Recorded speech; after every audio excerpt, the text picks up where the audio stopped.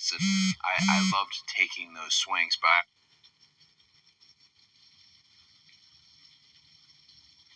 won't last long, shop. I got a slight disagree with you two. Sure. And as someone who considers himself under your tutelage for a long time, maybe the live events are archaic, but I like a little archaic. Maybe that's counterproductive, but you remember some of these places. I mean, for people who don't know the full story, I was a little bit like a driver. I drove you around. Like you said, you can't take the big swings when you're first or you're last. Often the live events, who is the main event, maybe against Randy Orton, and it made it so that we in the middle could take some big swings and have some unique finishes and try some fun stuff, because we were set with what was happening at the end of the night, that they were going to get a consistent, awesome moment, their money's worth plus. And that gave us the license. I remember wrestling Carlito, wrestling all kinds of different people throughout that first part of my career, and always different, trying something new. Arn Anderson, who's someone who you've had helping you throughout your career, saying, try this tonight, or do this, and we had short time, but what about this? And I loved taking those swings, but I also, even though from a business standpoint, which you've always approached everything as such a businessman, which I want to talk about in a second, I still think there's a piece of fun and morale that actually leans into the business side of it. I'm not disagreeing with you, right? Yeah. I think the arduous travel is not a good thing nor a bad thing. It's a thing. It has pros and cons. Yeah. Everything you stated certainly weeds out folks who don't want to be there. That's right. You earn every cent. Yeah. There's a lot that is different now about the business, but you're not wrong. Yeah. But who cares? That's not what we do. No, it is not. So either I'm stuck in a place that I wish was, and it's no longer a thing. Yes. Or where are we at now? Yeah. And you say, oh man, the live events were fun because we take a big swing. Every time they turn the cameras on, it's a live event. True. I'd never treat any event other than a live event. And when I hear people say, oh, we used to do this at live events, my knee-jerk reaction is, well, what is tonight? Yeah, there's a live audience. It's a television audience. It's a live event. Yes. And if the audience is apathetic, I don't care how good you think your story is, it's not good. Yeah. You want the live event. And through having a ton of reps, so my training is with a ton of time under tension in front of live audiences, but I treat everything like a live event. Sure. Here's a knock against live events. I would see performers like you and people in the middle go out and have fun on Friday, Saturday, and Sunday, and on Monday they would lose everything they learned and just do a surgical, bland, storyless performance because they knew they were on television. Right.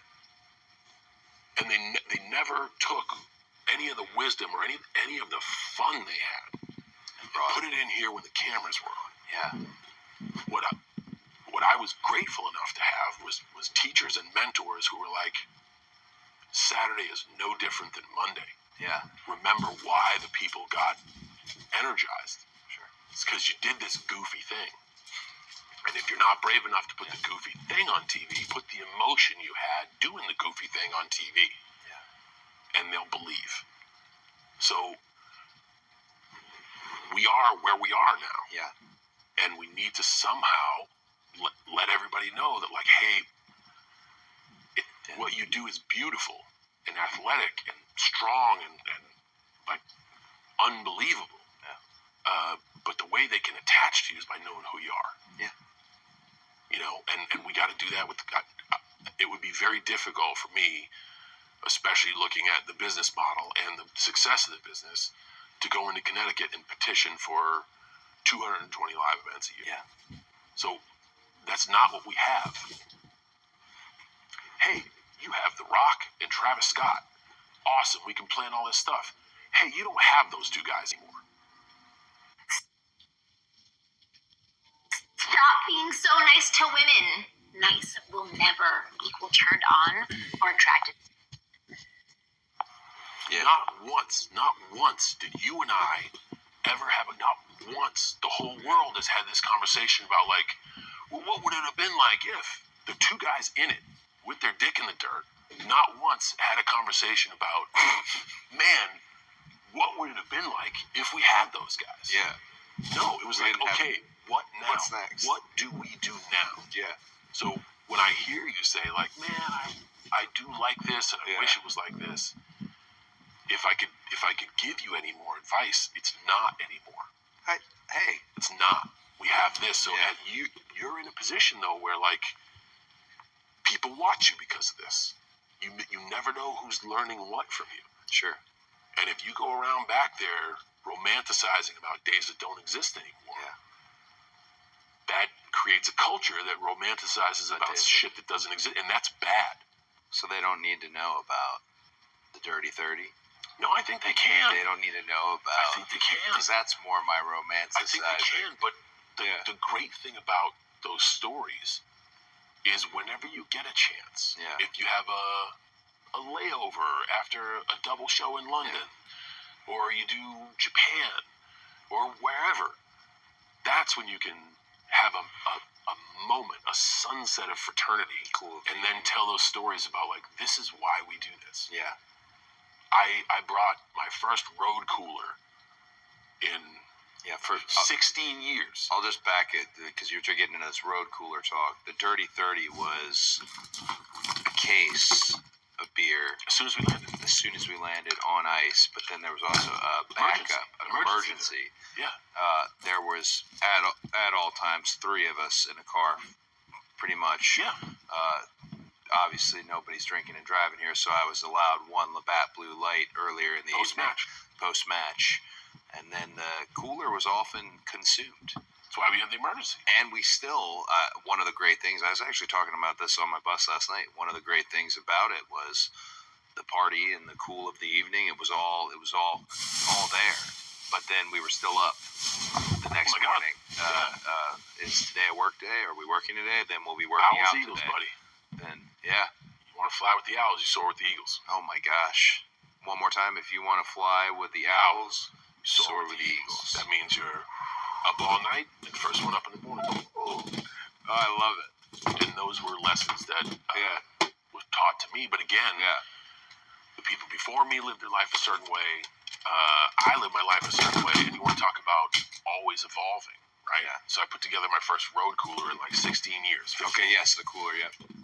The cooler is as many beers as you can, ice on top, let it sit for a day. That way the ice becomes water, and the next level of ice, holy shit. Oh, man. Those beers taste like money in a can. I put 24 banquets and 12 fucking athletics. Coors OG? 24 golds, 12 NAs. Okay. You know why? What? Because what I love isn't the beers. No. What I love is the fraternity. And the teachers who taught me were like, if you don't drink, you can't get into the fraternity. Yeah. And if I had one way to change that, I would say, if you don't drink, here's a non-alcoholic beer. Sure. Because what you'll learn around here, it may be 6 hours of bullshit, Might have to weed through it. but it might be 5 seconds of wisdom. Yes. Yeah.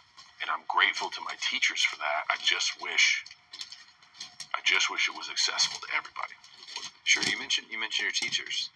Are there any in particular in the overall body of work, this legendary body of work that you've put up? Again, you just retired. This is the first time you've spoken to anybody here at the Nightmare Factory.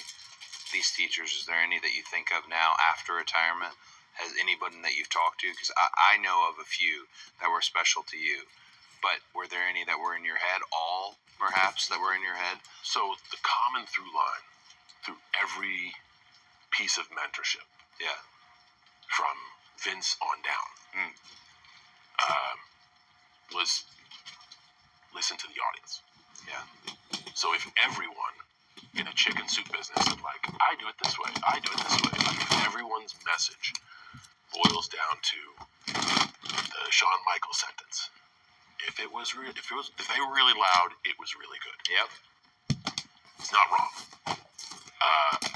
So my biggest teacher is the audience. Yeah. The audience. And the audience has taught me far more than just, did I have a good performance? Yeah. The audience has taught me humility, failure, perseverance, that they're going to eventually turn on you, that they're going to welcome you, that they're going to love you, that they're going to hate you. Like, it has taught me to stand through the fire. Yeah. You know, I was getting crushed by the live audience way before I got crushed on the screen. Yeah. You know, so it's actually set me in a great spot, as people have been very critical about this year, for me to be like, have I given all I have? Yes. Have I promoted as hard as I could? Yeah. Yes. Then let them do whatever they want, because I can't give an ounce more after that. Sure. And the audience has taught me. The people who are criticizing me have taught me that lesson. Yeah. Of just give us all you got, and then we're gonna cut you to shreds. Hi, my name is Michael, and as you know, recently I got back on Hinge. So I've been going on some dates, meeting some really great people. It's time to go on a second. Well, once it's, like you said, it's art. Once it's out there. Once it's out there, it's no for longer everyone yours. else, Yeah. and you gotta let that go. You just do the best you can to be like, this is the story I'm trying to tell. The Funhouse, Firefly Funhouse, there's like a million Easter eggs in there that no one will ever get. Yeah. But it's theirs now. The last match, our first match, our promos, there's so much attitude and emotion and inside stories there. Yeah. A lot of times we would get together in conversations and you would have stuff and I'd be like, I think that's too inside. Yeah. And I applaud you. Again, very wise. Yes, that is what John would think.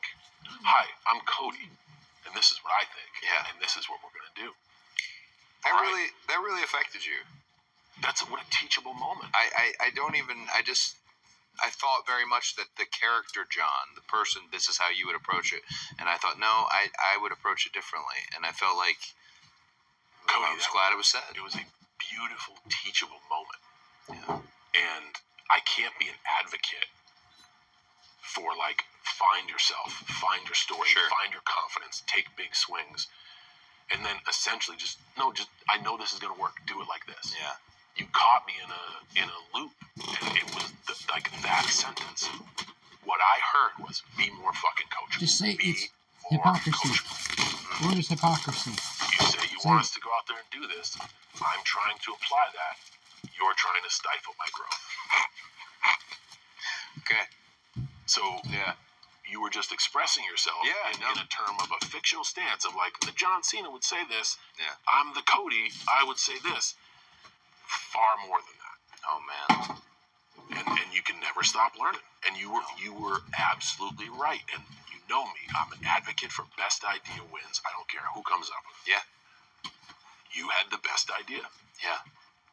And you wanted to bet on yourself. How can I say no? Yeah. That's my calling card. That sting crack. We were Never thought it would get over. You didn't think that sting crack would Brought land. the fucking house down. Holy shit. I was surprised at that one. Oh, by the way, we got it because I shouted out the gold can and then